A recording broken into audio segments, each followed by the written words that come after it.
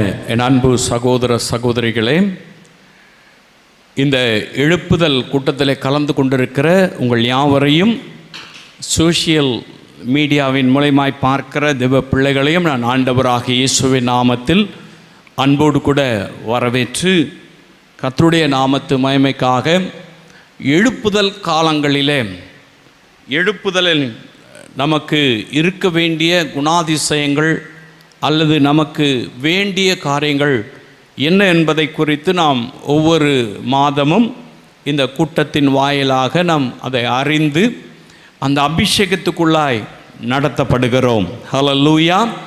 அது மிகவும் ஆசீர்வாதமாகவும் ஆவியானவர் கிரியை செய்வதற்கு நமக்கு பிரயோஜனமுள்ளதாகவும் அந்த கூட்டங்கள் அமைந்திருக்கிறபடினால் நான் கர்த்தரை துதிக்கிறேன். கர்த்தருடைய நாமத்துக்கு மகிமை உண்டாவதாக.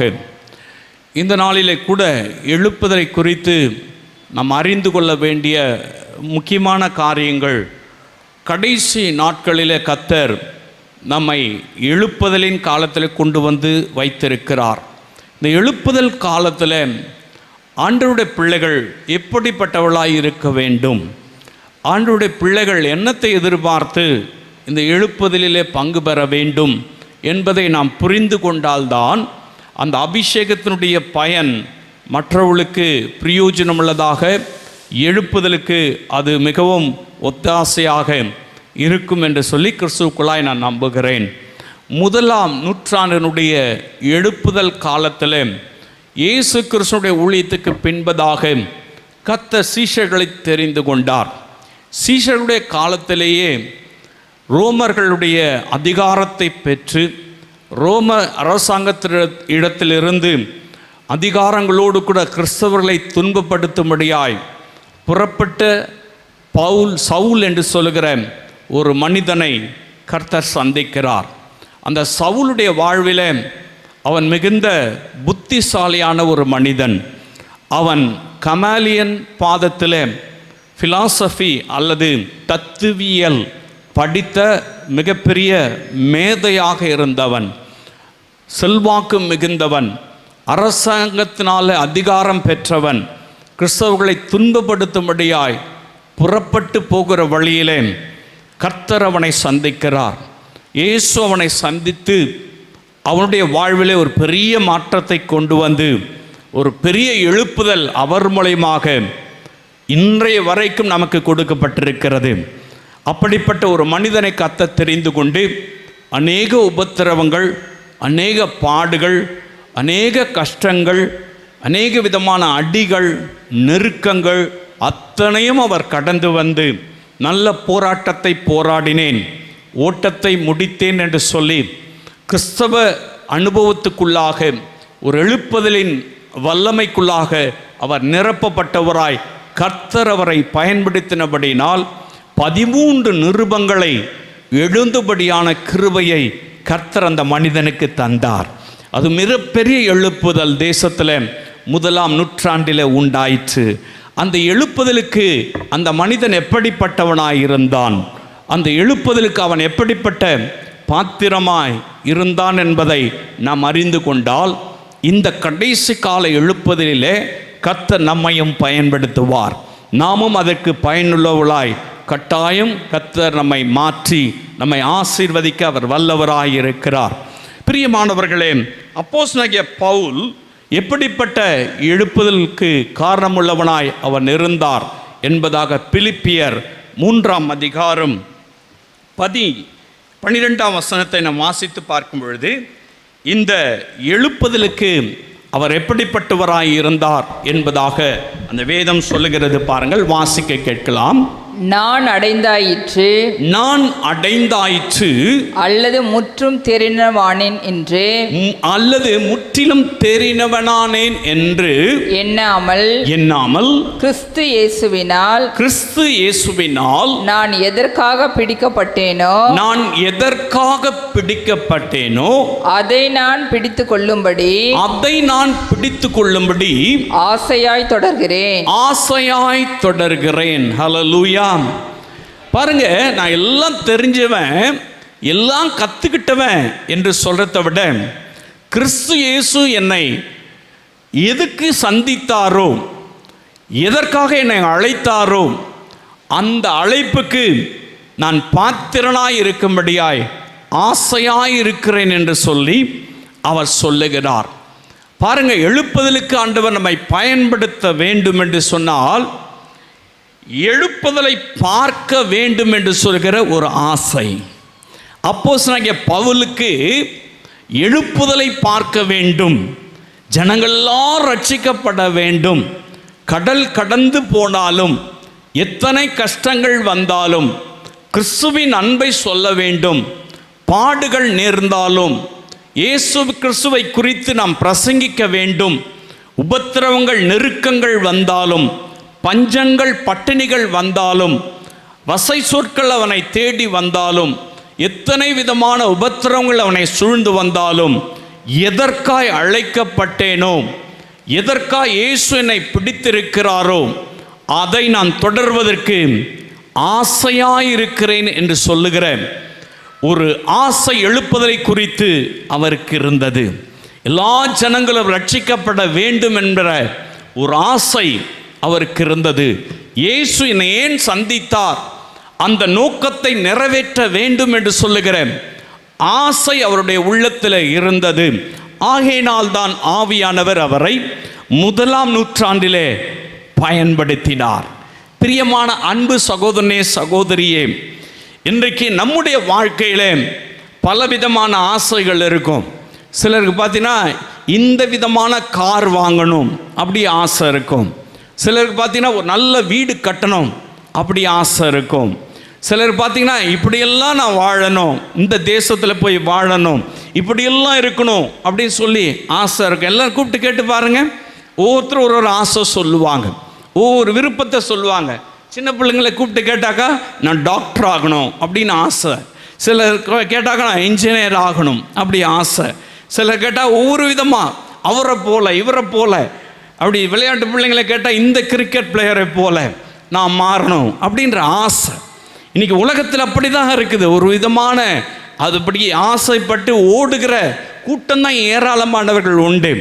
சினிமா துறைக்கு போகணுன்னு ஆசை, அந்த நடிகரை போல ஆகணும்னு ஆசை, பல விதங்களில் ஆசைப்படுகிறோம். ஆனால் என் அன்பு சகோதரனே சகோதரியே, நீ ரட்சிக்கப்பட்டது உண்மையானால், இயேசு கிறிஸ்துவின் பிள்ளையாய் இருப்பது உண்மையானால், நீங்கள் ஆண்டவரால் அபிஷேகம் பெற்றது உண்மையானால் உங்களுக்கு ஒரு ஆசை இருக்கணும், இந்த தேசம் எழுப்புதலை காண வேண்டும், இந்த தேசத்தினுடைய எழுப்புதலை நான் பார்க்க வேண்டும் என்று சொல்லுகிற ஆசை இருக்கணும். ஹல்லேலூயா! அப்படிப்பட்டவர்களை தான் ஆண்டவர் பயன்படுத்துவார். இன்னைக்கு அநேக ஆசைகள் நமக்கு இருக்கலாம். அந்த ஆசைகள் எல்லாம் இந்த உலகத்தோடு கூட முடிந்து போகக்கூடிய காரியங்கள். ஆனால் இந்த அப்போஸ்தலனாகிய பவுலுக்கு இப்படிப்பட்ட ஒரு ஆசை இருந்தது. எல்லா ஜனங்களுக்கு மத்தியிலும் சுவிசேஷத்தை சொல்ல வேண்டும் என்பதாக, எல்லாருக்கும் இயேசுவை அறிவிக்க வேண்டும் என்கின்ற எழுப்புதலிலே நான் பார்க்க வேண்டும் என்று சொல்லுகிற ஒரு பெரிய ஆசை அந்த மனிதனுக்குள்ளாய் இருந்தது. அந்த ஆசையை தான் கர்த்தர் நிறைவேற்றுவதற்கு அவனுக்கு கிருபைகளை கர்த்தர் கொடுத்தார். பாருங்க, அவனுக்கு நிறைய பிரச்சனைகள் இருந்தது. ஆண்டவரிடத்தில் போய் ஜெபம் பண்றாரு, ஆண்டவரே எனக்கு இப்படி ஒரு பெரிய பிரச்சனை இருக்குது, அது சாத்தானை போல கொட்டுகிற தூதனுடைய முள்ளை போல சாத்தானுடைய காரியமாக அது இருக்கிறது, அதிலிருந்து எனக்கு ஒரு விடுதலை தாங்க, அதிலிருந்து என்னை விடுவீங்கன்னு சொல்லி அவர் ஆண்டவராக இயேசு கிறிஸ்துவிடத்தில் போய் ஜெபிக்கிறார். அப்படிப்பட்ட ஒரு மனிதனுக்கு ஆண்டவர் பதில் தருகிறார், என் கிருபை உனக்கு போதும், உன் பலவீனத்தில் என் பலன் பூரணமாய் விளங்கும் என்று சொல்லி அந்த வியாதியோடு கூட தான் நீ ஊழியம் செய்யணும். நீ அந்த பிரச்சனையின் மத்தியில தான் யோசிக்கவில்லை, மத்தியில தான் ஊழியம் செய்யணும் சொல்லி அப்படிப்பட்ட கஷ்டங்களாக இருந்தாலும் கூட பேசிட்டார் இருந்தது. அதன் பின்பதாக பிடிக்கப்பட்டேனோ, எதற்காக என்னை கர்த்தர் அழைத்தாரோ, எதற்காக என்னை ரட்சித்தாரோ, எதற்காக என் கண்களிலே அப்படிப்பட்ட ஒரு பிரச்சனையை கொடுத்து ஆண்டவர் அதை சுகமாக்கி என்னை கொண்டு போய் நிறுத்தி இருக்கிறாரோ, அந்த லக்கை நோக்கி நான் ஓடுகிறேன், அந்த ஓட்டத்திலே நான் ஆசையாயிருக்கிறேன் என்று சொல்லி தன்னுடைய ஆசையை அவர் வெளிப்படுத்துகிறார். எனக்கு அன்பான அன்பு சகோதரனே சகோதரியே, இந்த கடைசி காலத்தில் கர்த்தர் நம்மை பயன்படுத்தணும்னு சொன்னாக்கா நமக்கு ஒரு ஆசை இருக்கணும், நமக்கு ஒரு தரிசனம் இருக்கணும். அது என்னன்னு கேட்டாக்கா, எழுப்புதலை குறித்து நான் பார்க்க வேண்டும். என் தேசத்தில் எழுப்புதல் வரணும், எல்லா ஜனங்களும் ரட்சிக்கப்படணும், சபைகளில் ஏராளமானவர்கள் கூடணும், சபைகள் பெருகணும், அநேக ஆத்துமாக்கள் இயேசுவுக்கு சொந்தமாய் மாறணும். என் இந்திய தேசம் கர்த்தரை அறிகிற அறிவினாலே நிரப்பப்படுவதை நான் பார்க்க வேண்டும் என்று சொல்லுகிற ஆசை இருக்கிற மனிதனை தான் கர்த்தர் பயன்படுத்துவார். ஹல்லேலூயா. நமக்கு அப்படிப்பட்ட ஆசை இருக்கா? ஆண்டவர் எனக்கு சுகமாக்கிட்டா போதும், ஆண்டவர் எனக்கு விடுதலை தந்துட்டா போதும், ஆண்டவர் கடன் பிரச்சனையை மாற்றிட்டா போதும், ஆண்டவர் என் பிள்ளைகளெல்லாம் வாழ வச்சுட்டா போதும், இதுதான் ஆசையாக இருக்கும். இதுவல்ல நம்முடைய நோக்கம். உங்களை அழைத்தவர் உண்மையுள்ளவர். ஒரு முகாந்திரம் இல்லாமல் உங்களை அழைக்கவில்லை. அவருடைய இரத்தம் ஒரு முகாந்திரம் இல்லாமல் உங்களை கழுவவில்லை. இயேசு கிறிஸ்துவின் இரத்தம் நம்மை கழுவி சுத்திகரித்திருப்பதனுடைய முகாந்திரம் உண்டு, நோக்கம் உண்டு. எதற்காய் ஆண்டவர் உன்னை ரட்சித்தார்? எதற்காய் உங்களை ஆண்டவர் தெரிந்து கொண்டார்? எதற்காய் ஆண்டவர் உங்களை சபையிலே நாட்டப்பட்டிருக்கிறார்? எதற்காக அவருடைய நாமத்தை உங்களை நெற்றியிலே எழுதியிருக்கிறார்? எதற்காய் சுகம் கொடுத்தார்? எதற்காய் விடுதலை கொடுத்தார்? எதற்காக உன் பிரச்சனைகளை மாற்றினார்? அவருடைய ஆசையை நிறைவேற்றுவதற்கு இந்த தேசம் எழுப்புதல் அடைய வேண்டும் என்று சொல்கிற ஆசையோடு கூட நீ இருப்பதற்காகத்தான் கர்த்தர் இந்த விடுதலை, இந்த சுகம், இந்த பாதுகாப்பு எல்லாவற்றையும் தந்திருக்கிறார். எனக்கு அன்பான அன்பு சகோதரனே சகோதரியே, அப்போஸ்தலனாகிய பவுலுக்குள்ள அந்த ஆசை இருந்தது. எழுப்புதலை காண வேண்டும், எழுப்புதலை பார்க்க வேண்டும் என்று சொல்லுகிற ஆசை. எனக்கு அன்பானவர்களே, இன்னைக்கு ஆண்டவர் நம்மை பயன்படுத்தணும்னாக்கா அந்த மாதிரி ஒரு ஆசை நமக்கு இருக்கணும். நான் எழுப்பதை என் தேசத்தில் பார்க்கணும், திண்டிவனத்தில் இருக்கிற எல்லா ஜனங்களும் ரட்சிப்படைவதை நான் பார்க்கணும், என் தெரு ஜனங்கள் ரட்சிக்கப்படுவதை நான் பார்க்கணும், என் சபை நிரம்பி வழுகிறதை நான் பார்க்கணும், என் இந்திய தேசத்தினுடைய பாராளுமன்றத்தில் எல்லாரும் ரட்சிக்கப்பட்டவர்கள் கூடுவதை என் கண்கள் காண வேண்டும் என்று சொல்லுகிற வாஞ்சையும் ஆசையும் இருக்கணுங்க. அவங்கள தான் ஆண்டவர் பயன்படுத்துவார். செல்ஃபிஷாக இருக்கிறவர்களை ஆண்டவர் பயன்படுத்த மாட்டார். சுயநலத்துக்காக ஆண்டவரை தேடுகிறவர்களை, சுயநலத்துக்காக எனக்கு இது கொடுத்துட்டா போதும் அதுக்காக ஆண்டவரை தேடுகிறவர்களை ஆண்டவர் ஒரு பொழுதும் ஆண்டவர் ரெகக்னைஸ் பண்ண மாட்டார். அவர்களை ஆண்டவர் பயன்படுத்த மாட்டார். கொடுப்பாரு, நீங்கள் கேட்கறதுனால பெற்றுக்கொள்வீங்க, அதனால் ஒரு பிரயோஜனமும் இல்லை, ஒரு நன்மையும் கிடையாது. ஆண்டவருக்காக நீங்கள் பிடிக்கப்பட்டனுடைய நோக்கம் உங்களை ஆண்டவர் பயன்படுத்துவதற்காக. ஹல்லேலூயா. இந்த கடைசி காலத்தில் ஆண்டவராக இயேசு கிறிஸ்து உங்களை தெரிந்து கொண்டதனுடைய நோக்கம் நீங்கள் பயன்படுத்த வேண்டும் என்பதற்காக. அதுக்கு என்ன தேவை? உங்களுக்கு எழுப்புதலை பார்க்க வேண்டும் என்று சொல்லுகிற ஆசை தேவை. ஹல்லேலூயா. அப்படிப்பட்ட மனிதனை தான் கர்த்தர் பயன்படுத்துவார். ஹல்லேலூயா. இரண்டாவது அப்போஸ்தலனாகிய பவுல் சொல்லுகிறார் பாருங்க, வாசிக்கலாம். அதே பிலிப்பியர் 3ஆம் அதிகாரம் 14ஆம் வசனத்தை வாசிக்கலாம். கிறிஸ்து இயேசுவுக்குள் தேவன் அழைத்த பரம அழைப்பின் பந்தய பொருளுக்காக லக்கை நோக்கி தொடர்கிறேன். ஹல்லேலூயா. அது சொல்றார், கிறிஸ்து அழைத்த பந்தய பொருளின் நோக்கத்துக்காக லக்கை நோக்கி தொடர்கிறேன் சொல்றாரு. அப்படியே ஓட்டத்தில் எனக்கு ஒரு எய்ம் இருக்கு, அந்த லக்கை நோக்கி நான் தொடர்கிறேன் சொல்றாரு. எழுப்புதல் இந்த தேசத்தில் வரணும்னாக்கா தினமும் எழுப்புதலிலே பயன்படுத்துகிறவளாய் நாம் இருக்க வேண்டும். ஹல்லேலூயா. அவர் சொல்றாரு, தினமும் எழுப்புதலிலே அவரை பயன்படுத்த வேண்டும் என்று சொல்லுகிற ஒரு விருப்பம் அவருக்கு இருந்தது. ஹல்லேலூயா. அதனால தான் அவர் சொல்றாரு, நான் லக்கை நோக்கி தொடர்கிறேன். ஆண்டவர் என்னை பிடிச்சதனுடைய லக்கு அநேகரை நான் ரட்சிப்புகளாய் கொண்டு வர வேண்டும், சுவிசேஷம் அறிவிக்கப்பட வேண்டும், உலகம் முழுவதிலும் நான் இயேசுவை குறித்து, என்னுடைய சாட்சியை குறித்து நான் சொல்ல வேண்டும், ஜனங்களை ஆண்டவர் பக்கமாய் திருப்ப வேண்டும். என்னுடைய லக்கு அதுதான், என்னுடைய ஓட்டம் அதுதான். அதற்காகத்தான் எனக்கு படிப்பை கொடுத்தார், அதற்காகத்தான் ஆண்டவர் எனக்கு சுகத்தை தந்தார், அதற்காகத்தான் ஆண்டவர் எனக்கு தரிசனத்தை கொடுத்தார், அதற்காகத்தான் ஆண்டவர் என்னை அழைத்திருக்கிறார். அந்த லக்கை நோக்கி நான் தொடர்கிறேன் என்று சொல்லி தினமும் அந்த எழுப்புதல் பயணத்திலே தொடர்கிற மனிதனை தான் கர்த்தர் பயன்படுத்த முடியும். ஏதோ ஒரு நாள் கூட்டத்தில் வந்துட்டு, ஏதோ ஒரு நாள் கூட்டத்தில் அப்படி சத்தியத்தை கேட்டுட்டு போறவங்களை கர்த்தர் பயன்படுத்த முடியாது. தினமும் அந்த லக்கிலே ஓடுகிற ஒரு மனிதனை தான், அழைத்த அழைப்பிலே ஓடுகிற ஒரு மனிதனை தான், தினமும் ரட்சிக்கப்பட்டு அனுபவத்துக்குள்ளாய் கடந்து போகிற ஒரு மனிதனை தான், அபிஷேகத்தில் நிரப்பப்படுகிற ஒரு மனிதனை தான், லக்கை நோக்கி ஓடுகிற ஒரு மனிதனை தான் கர்த்தர் பயன்படுத்த முடியும். ஹல்லேலூயா.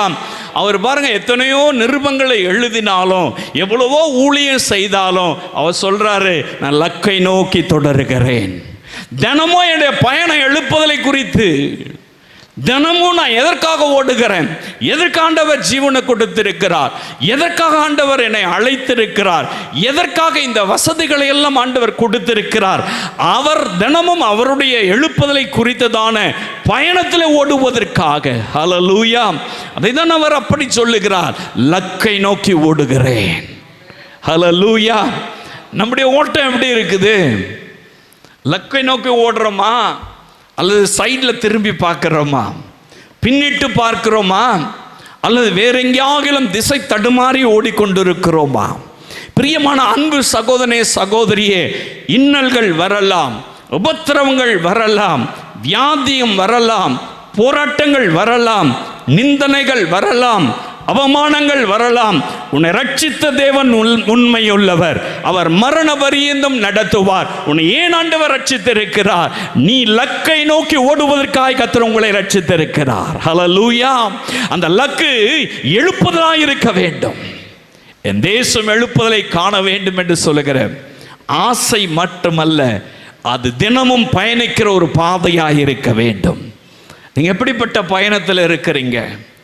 சில கூட்டத்துக்கு வந்தாதான் அப்படியே ஆவியில் நிரம்பி ஜெபம் பண்ணுவாங்க. சில இடத்துக்கு போனாதான் பக்தி பரவசம் வரும். ஆனால் பாருங்க, வீட்டுக்கு போயிட்டாக்கா அது மறைஞ்சு போயிடும். வீட்டுக்கு போனாக்கா பிரச்சனைகள் தான் பெருசாக இருக்கும். வீட்டுக்கு போயிட்டாக்கா ஜெபமெல்லாம் காலை வரைக்கும். பாருங்க, அப்படிப்பட்ட ஒரு மனிதனை கர்த்தர் பயன்படுத்த முடியாது.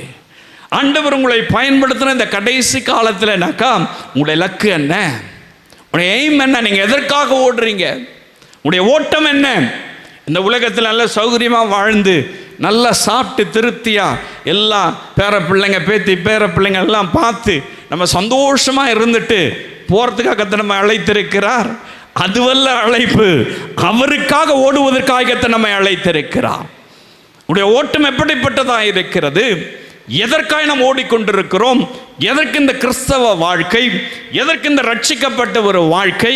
எதற்கு ஆவியானவர் நமக்குள்ளாய் வாசம் செய்யும்படியான ஒரு வாழ்க்கை? எதற்காக ஆண்டவர் நமக்கு கிருபைகளை கொடுத்திருக்கிறார்? எதற்கு ஆண்டவர் சபையை கொடுத்திருக்கிறார்? எதற்கு ஆண்டவர் சத்தியத்தை இந்த நாட்களிலே வெளியரங்கமாக்கி கொண்டிருக்கிறார்? நம்முடைய லக்கு இந்த தேசத்தை இயேசுக்கு சொந்தமாக்க வேண்டும் என்பது. ஹல்லேலூயா.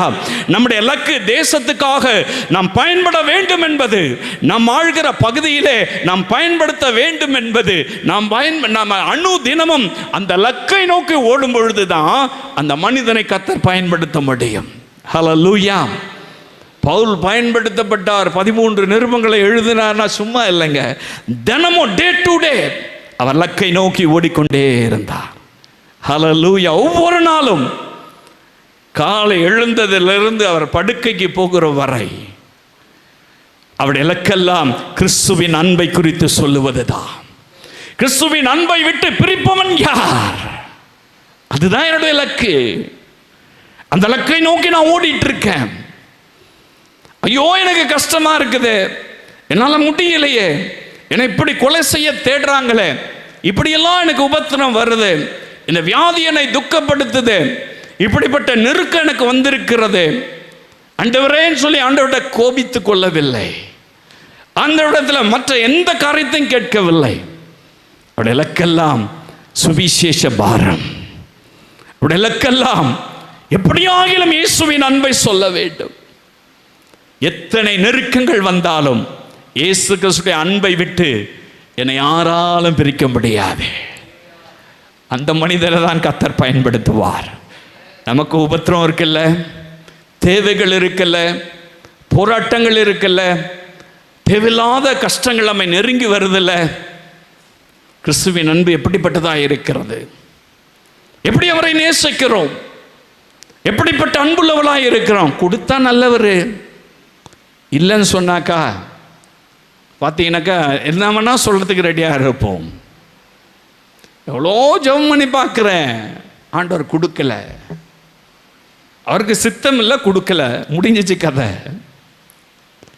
ஆனால் பாருங்க, நான் அப்படியே இருந்து ஜெபம் பண்ணி பார்த்தேன் பிரதர், இவ்வளோ உபவாசம் இருந்து எடுத்தேன், இத்தனை காரியத்தை நான் தேடினேன், கொடுத்தேன், ஜெபித்தேன், வேதத்தை வாசித்தேன், எல்லாம் பண்ணி பார்த்தேன், ஆனால் நடக்கலை.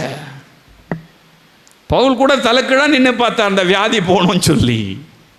3 முறை ஜெபம் பண்ணி பார்த்தாரு, பதிலே கிடைக்கல. கடைசியாக கத்த சொல்லிட்டார், என் கிருபை உனக்கு போதும். அதுதான் ஆன்சர், அதுதான் பதில். உனக்கு தரேன்னு சொல்லலை, தரமாட்டேன்னு சொல்லலை. நான் உனக்கு கிருபை கொடுத்துருக்கிறேன், ஊழியம் செய்ய முடியாத கிருபை, என் வல்லமை உனக்கு கொடுத்துருக்கிறேன், அபிஷேகத்தை உனக்குள்ள கொடுத்துருக்கிறேன், அது போதும் போயா. உங்களே ஆண்டவர் நிரப்பியிருக்கார்ல, அபிஷேகத்திருக்கிறார்ல. பவுலுக்குள்ள இருந்த அதே ஆவியானவர் இன்றைக்கு நமக்குள்ள இருக்கிறார். ஹல்லேலூயா. அதே வல்லமையோடு இருக்கிறார். அவர் நேற்றும் இன்றும் என்றும் எப்பொழுதும் மாறாதவர். அவர் நமக்குள்ள இருக்கிறார். பாருங்க, நம்முடைய பயணம் எப்படிப்பட்டதா இருக்குது? எதை நோக்கி ஜேர்னி நம்முடைய பயணம் இருக்கு? எதை நோக்கி ஓடிட்டு இருக்கோம்? உங்களால் அதை சொல்ல முடியுமா? நீங்கள் எதை நோக்கி ஓடுறீங்கன்னு சொல்லி நீங்கள் அதை உங்கள் மனசாட்சிகிட்ட கேட்டு பாருங்க, உங்களுக்கு தெரியும். நீங்கள் லக்கை நோக்கி ஓடுறீங்கன்னு சொன்னாக்கா கர்த்தர் உங்களை எழுப்புதலை பயன்படுத்துவார். பவுல் ஆண்டவர் எழுப்புதலை பயன்படுத்துவதற்கு அவருடைய நோக்கமெல்லாம் சுவிசேஷத்தை அறிவிக்க வேண்டும். எப்படியாகிலும் சுவிசேஷத்தை சொல்ல வேண்டும். நான் எதிரியானாலும் பரவாயில்ல, சுவிசேஷத்தை சொல்லணும்.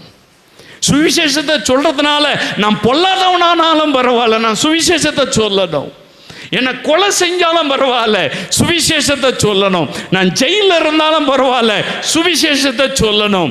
எந்த இடத்துல மத கலவரங்கள் வந்தாலும் பரவாயில்ல, நான் சுவிசேஷத்தை சொல்லணும். அப்போஸ்தலர் நடவடிக்கை முழுவதும் அவர் எப்படியாய் பாடுகளை அனுபவித்தார், எத்தனை விதமான உபத்திரவங்களை அவர் சகித்தார், எத்தனை விதமான நிந்தனைகளின் மத்தியில் அவர் ஊழியம் செய்தார் என்பதை விவரித்து காண்பிக்கிறது. இதெல்லாம் எதை குறிக்கிறது? அவருடைய ஓட்டம் எல்லாம் எழுப்புதலை குறித்திருந்தது. உங்களுடைய ஜேர்னி எப்படி இருக்கு எழுப்புதலில்? எனக்கு அன்பானவர்களை கொஞ்சம் யோசித்து பாருங்க. ஒரு தனி மனிதனுக்குள்ளாய் வருகிற எழுப்புதல் தான் தேசத்தில் வரும். ஒரு தனி மனிதனுக்குள்ளாய் வருகிற எழுப்புதல் தான் சபையில் வரும், தெருவில் வரும், உன் பட்டணத்தில் வரும், உன் தேசத்தில் அந்த எழுப்புதல் வரும். நீ தனி மனிதனாய் நமக்குள்ளாய் எப்படிப்பட்ட விஷனோடு இருக்கிறோம்? என்ன தரிசனத்தோடு இருக்கிறோம்? எதை நோக்கி ஓடிக்கொண்டிருக்கிறோம்? பிரியமானவர்களை, நம்முடைய ஓட்டத்தை கொஞ்சம் திரும்பி பாருங்க. நம்முடைய ஓட்டத்தில் என்ன லக்கு இருக்கு, என்ன எய்ம் இருக்கு? எல்லாரும் ஓடுறது போல ஓடுறதுக்காக கர்த்தர் நம்மை அழைக்கல. எல்லாரும் நடக்கிறது போல நம்ம நடப்பதற்காக, எல்லாரும் வாழ்கிற வாழ்க்கை வாழ்வதற்காக உங்களையும் என்னையும் இயேசு ரட்சிக்கவில்லை. அதற்காக அபிஷேகத்தை அவர் ஊற்றி கொடுக்கவில்லை. சம்திங் உங்களை கொண்டு ஏதோ ஒன்று செய்வதற்காக, ஏதோ ஒரு காரியத்தை நடப்பிப்பதற்காக உங்களை எக்ஸ்ட்ரானரி பர்சனாய் கர்த்தர் மாற்றி இருக்கிறார். இந்த உலகத்தில் அல்லது நம்முடைய தேசத்தில் மிக உயர்ந்த பதவியில் இருக்கிறவர்களுக்கு இல்லாத ஒரு கிருபையை சாதாரணமாக இருக்கிற நமக்கு ஆண்டவர் கொடுத்திருப்பதனுடைய நோக்கம் என்ன?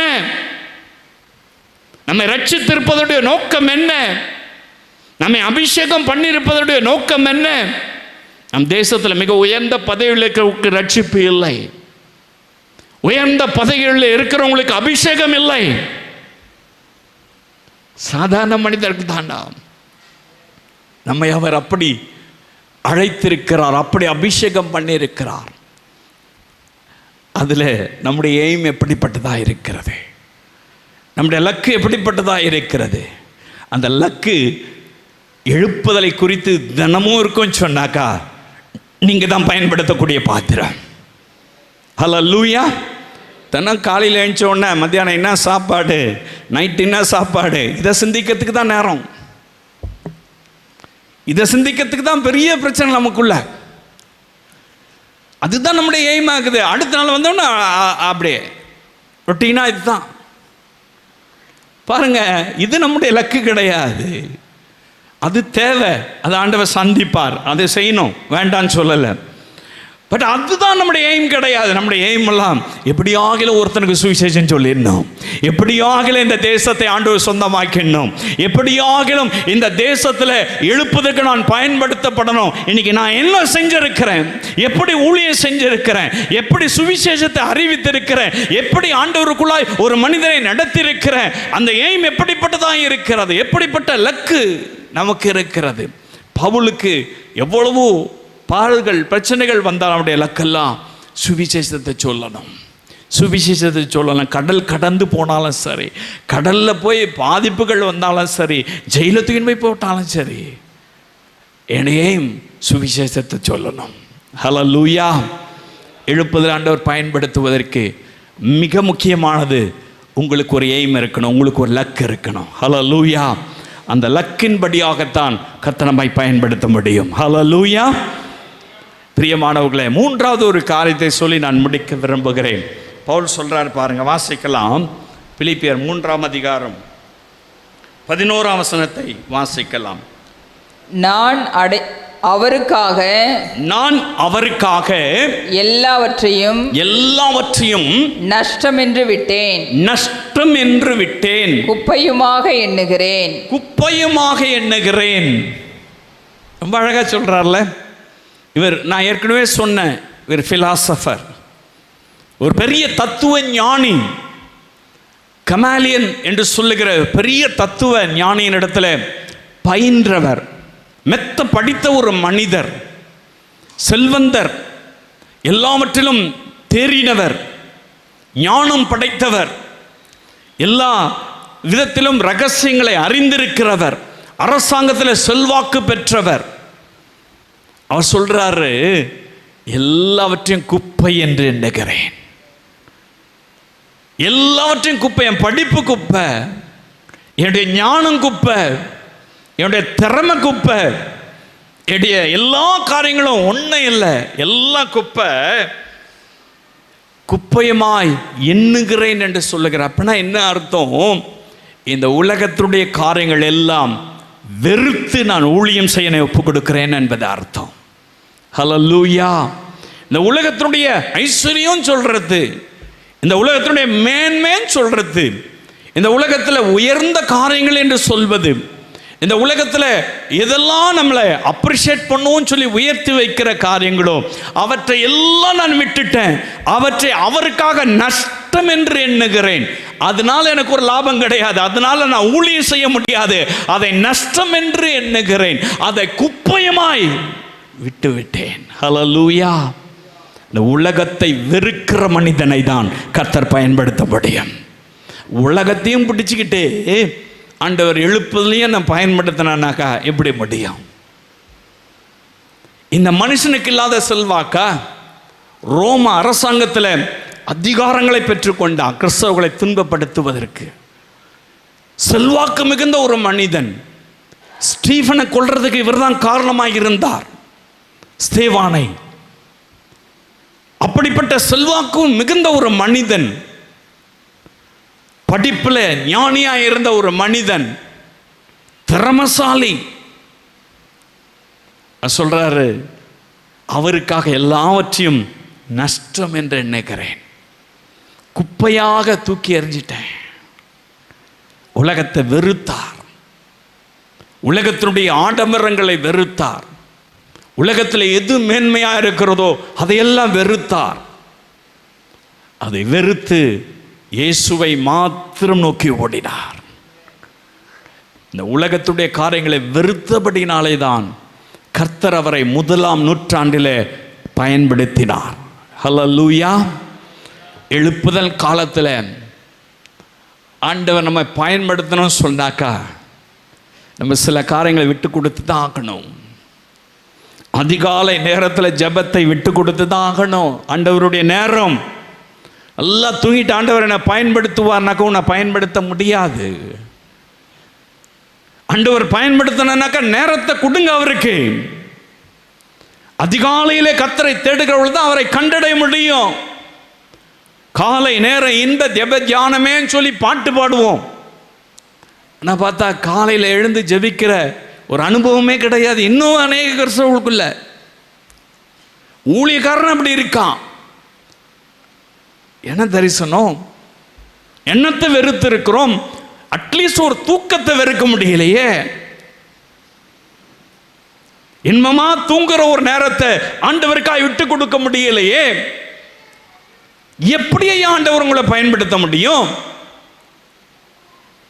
ஆண்டவர் கடைசி காலத்தில் நம்மை பயன்படுத்த அவர் ஆசையா இருக்கிறார். இந்த உலகத்தினுடைய காரியங்களை கொஞ்சம் விட்டு கொடுங்க. பவுல் சொல்றது போல நம்மளால் முடியாவிட்டாலும் கூட குப்பையா எல்லாத்தையும் எண்ணுறேன் அப்படின்னு சொல்லி நம்மளால் என்ன முடியாட்டா கூட எல்லாத்தையும் நஷ்டம் என்று எண்ணுகிறேன். எது லாபம்னு இந்த உலகத்தில் தோன்றுதோ அதெல்லாம் எனக்கு நஷ்டம் அப்படின்னு சொன்னா கூட, அப்படி நஷ்டமா என்ன விட்டாலும் கூட, என் அன்பு சகோதரனே சகோதரியே, காலை தோறும் கர்த்தருடைய கிருபை புதிதாக இருக்கிறது. அந்த கிருபை பெற்றுக்கொள்வதற்கு நீங்கள் முன் வரும் பொழுது தான் கர்த்தர் நம்மை பயன்படுத்த முடியும். பவுல் அதை செய்தார். அவர் ஜெபிக்கிற மனிதனாக இருந்தார். எல்லாவற்றையும் வெறுத்தார். எதுவும் எனக்கு வேண்டாம், இயேசு இருந்தா போதும். அப்படிப்பட்ட ஒரு அன்பு இருக்கணும். அவங்கள தான் ஆண்டவர் பயன்படுத்துவார். கொஞ்சம் கூட நம்ம விட்டு கொடுக்கவே மாட்டோம். எல்லாம் சஃபிசிகேட்டடாக இருக்கணும். எல்லாம் நமக்கு எல்லாம் போதுமானதாக நிரம்பினதாக இருக்கணும். அப்போதான் ஆண்டவர் என்னை ஆசீர்வதிக்கிறார். அதுவெல்லாம் ஆசீர்வாதம். எல்லாம் அது குப்பை தூசியாக இருக்குது, அது எல்லாம் நஷ்டம். அதெல்லாம் ஆசீர்வாதம். இயேசுவை தெரியாதவனும் அப்படி தான் இருக்கிறான். ரட்சிக்கப்படாதவனும் அப்படி தான் இருக்கிறான். ரட்சிக்கப்படுகிற அனுபவத்துக்குள்ளே வராதவனும் அப்படி தான் இருக்கிறான். அவன் நல்ல சஃபிசிகேட்டடாக நல்ல சௌகரியமாக இருக்கிறான். பெரிய பங்களா, பெரிய வீடு, எல்லா வசதி, எல்லா ஆடம்பரம், எல்லா செல்வாக்கு, நகை நட்டு எல்லாம் இருக்கு. எல்லாம் குப்பை தூசி. அப்படி சொல்றவன் தான் எழுப்புதலில் பயன்படுத்தப்பட முடியும். ஹல்லேலூயா. எது நமக்கு மேஜரா இருக்கு? இப்ப நல்ல வேலை இருந்தா போதும். பரலோகத்துக்கு அதை கொண்டு போக முடியாதுங்க. நல்ல ஒரு வீடு இருந்தா போதும், பரலோகத்துக்கு அதை கொண்டு போக முடியாது. நல்ல காரியங்கள் நமக்கு கிடைச்சிட்டா போதும், எதையும் பரலோகத்துக்கு கொண்டு போக முடியாது. நீங்க செய்கிற ஊழியத்தின் மூலமாய் உண்டாகிற ஆத்துமாக்களை பரலோகத்தில் கொண்டு போய் சேர்க்க முடியும். ஹல்லேலூயா. நீ வெறுத்தா தான் அதை செய்ய முடியும். எழுப்புதல் ஆண்டவர் பயன்படுத்தணும்னாக்கா எதை விட்டு கொடுத்திருக்கிறோம்? விட்டு கொடுக்கிற ஒரு மனிதனுக்குத்தான் எழுப்புதலின் அனுபவம் கிடைக்கும். எதையும் விட்டு கொடுக்காம ஆண்டவர் என்னை எழுப்புதலை பயன்படுத்தணும், நானும் ஒரு கிறிஸ்தவன், நானும் இயேசுவை அறிந்தவன், நானும் சபைக்கு போகிறேன், நானும் ரட்சிக்கப்பட்டவன் அப்படி சொல்லி மேன்மை பாராட்டிக்கிறதுல ஒன்றுமே கிடையாது. அப்போஸ்தலனாகிய பவுல் சொல்லும் பொழுது எல்லாவற்றையும் நஷ்டம், குப்பை என்று எண்ணுகிறேன், குப்பை என்று எண்ணுகிறேன். என் அன்பு சகோதரனே சகோதரியே, நீ உலகத்தை வெறுக்கும் பொழுதுதான் இந்த அபிஷேகம் செயல்பட ஆரம்பிக்கும். ஆவியானவர் செயல்பட ஆரம்பிப்பார். ஆவியானவர் செயல்படனாக்கா நான் முன்னே இல்லைன்னு ஒப்பு கொடுக்கணும். நஷ்டம் எல்லாம், என் படிப்பு நஷ்டம், எல்லாம் நஷ்டம், அப்படி ஒப்பு கொடுக்கணும். ஹல்லேலூயா. அவங்கள தான் ஆண்டவர் பயன்படுத்த முடியும். எழுப்புதல் காலத்தில் ஆண்டவர் நம்மை பயன்படுத்தணும்ல. பவுல் ஆண்டவர் பயன்படுத்தினார்ல. இந்த கடைசி கால எழுப்புதலில் ஆண்டவராக இயேசு கிறிஸ்து சீக்கிரமாக வரப்போகிறார். தேசத்தில் ஒரு பெரிய எழுப்புதல் வரப்போகிறது. நம்முடைய பகுதியிலே எழுப்புதல் வரப்போகிறது, நம்முடைய பட்டணத்தில் எழுப்புதல் வரப்போகிறது, நம்முடைய தேசத்தில் ஆண்டவர் ஒரு பெரிய எழுப்புதலை கொடுக்க போகிறார். நெருக்கங்கள் உபத்திரங்கள் மத்தியில தான் கொடுக்க போறாரு, எல்லா பாடுகளின் மத்தியில தான் கொடுக்க போறாரு. எல்லா ஜனங்களும் ரட்சிக்கப்பட போறாங்க. அந்த தரிசனத்தோடு நம்ம ஓடுவோம், லக்கை நோக்கி ஓடுவோம். எல்லாவற்றையும் வெறுத்து இயேசுக்காக எதையாகிலும் சாதிக்க வேண்டும் என்று சொல்கிற ஆசையோடு கூட ஓடுவோம். கர்த்தர் நம்மை கட்டாயம் எழுப்புதலை பயன்படுத்துவார். பவுலை பயன்படுத்தின தேவன் ஒரு கொலைகாரன் ஆண்டவர் பயன்படுத்தி இருக்கிறார். என் அன்பு சகோதரனே சகோதரியே, உங்களை ஆண்டவர் பயன்படுத்த மாட்டாரா? எழுப்புதல் நீங்கள் பயன்பட மாட்டீங்களா? உங்களுடைய விருப்பங்கள் எப்படிப்பட்டதாக இருக்கிறது? நீங்கள் எப்படி தினமும் ஓடுறீங்க? என்ன லக்கோடு கூட ஓடுறீங்க? எதை வெறுத்து ஆண்டவருடைய ஊழியத்தை செய்ய, ஆண்டவருடைய நாமத்தை மையப்படுத்த முன் வந்திருக்கிறீங்க? அதை யோசித்து பார்த்து ஆண்டவருடைய சமூகத்தில், ஆண்டவரை என்னையும் பயன்படுத்துங்க, நான் லக்கை நோக்கி ஓடுவதற்கு தினமும் என்னை ஒப்பு கொடுக்கிறேன். இயேசுவே, எனக்கு எது மேன்மையாய் நினைச்சனோ அதை குப்பையன் தூசியமாய் என்றேன், அதை நஷ்டம் என்று என்றேன். பவுலை போல சொல்ல முன் வரும் பொழுது, பிரியமானவர்களை, தரிசனத்தோடு ஆசையாய் நான் எழுப்புதலை பார்க்க போகிறேன். இன்னைக்கு எழுப்புதலை பார்ப்பேன், நான் என் கண்கள் எழுப்புதலை காணும். பிரக்மன்ஸ் பாடுறாரு, அந்த எழுப்புதலை பார்க்கணும். என் தேசத்தில் பார்லிமெண்ட் முழுவதும், சட்டசபை முழுவதும் ரட்சிக்கப்பட்ட மக்கள் கூடியிருப்பதை நான் பார்க்கணும். அந்த தரிசனம் தினமும் நமக்கு இருக்கணும். அப்படி இருக்கிற ஒரு மனிதனை தான் ஆண்டவர் சந்தித்து அவனை பயன்படுத்துவார். பவுலை சந்தித்து ஆண்டவர் பயன்படுத்துவதற்கு காரணம் அதுதான். பவுலுக்குள்ளிருந்த அந்த வாஞ்சியம், ஆசையும், அந்த லக்கை நோக்கி ஓடுகிற, தினமும் அந்த ஓட்டத்தில் ஓடுகிற ஒரு ஓட்டத்தையும் எல்லாவற்றையும் வெறுத்து ஆண்டவருக்காக குப்பையும் தூசியமாய் எண்ணுகிற ஒரு வாழ்க்கையும் நமக்குள் இருக்கும் என்று சொன்னால், கடைசி கால எழுப்புதலிலே ஆண்டவர் உங்களையும் என்னையும் பயன்படுத்துவார். நம்மை ஆண்டவருக்கு என்று ஒப்பு கொடுக்கலாமா?